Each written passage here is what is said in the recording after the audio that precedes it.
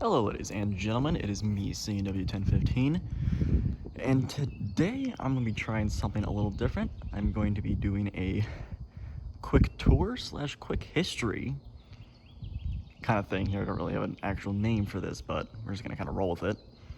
So today I'm going to be doing a quick, just kind of overview of Delaware, Lackawanna, and Western, number 952. So DL&W 952 is a 440 camelback locomotive built in 1905 by the American Locomotive Company. This engine is part of the DL&W's G6A class of camelbacks. They were designed to pull premier passenger trains.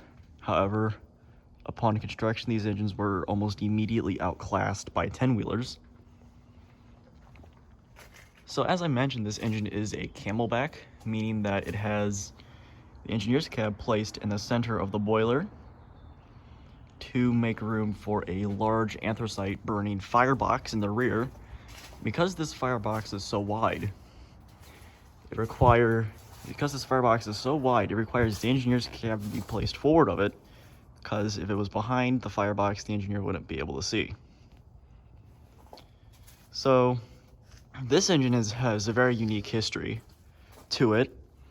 It was actually the first locomotive to pull a train on the Lackawanna cutoff in December of 1911, when the cutoff opened. The locomotive also subsequently became the last camelback used on the DL&W. The engine held out for a few years in upstate New York on the Lackawanna's Utica branch.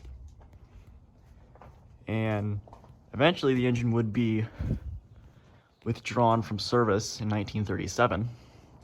However, for whatever reason, the engine was not scrapped. As a matter of fact, it actually was put into storage, and then it was actually donated to the Railway and Locomotive Historical Society in 1939. And it's actually the first locomotive in the United States to be preserved by rail fans. Eventually, the engine would go to the 1939-1940 New York World's Fair, and from there it would be placed back into storage. But then in the late 40s and early 50s, the engine would be backdated with a large diamond stack, a box headlight, a goofy paint job, and a wooden cab, and would be used for the 100th anniversary celebration of the city of Oswego, New York. And eventually, it would be used by the Lackawanna for their own 100th anniversary celebration in 1951.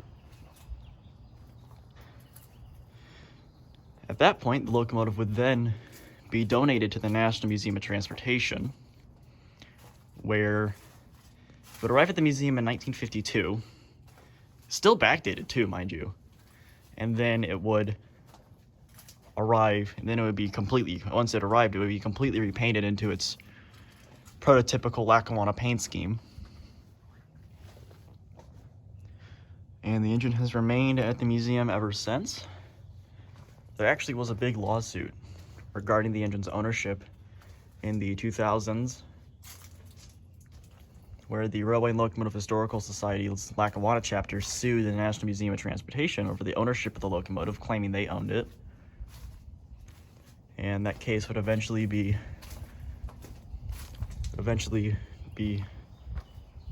end, and St. Louis would win out, and 952 remains on display here at the Museum of Transportation as only one of 5 camelbacks left in the nation. So yeah, it's a pretty unique locomotive, and one of my favorites here at the museum. So yeah, I hope you all have enjoyed the video. Tell me if you want to see more videos like this, because nothing too much that I can't handle. But so yeah, this is C&W 1015 signing off.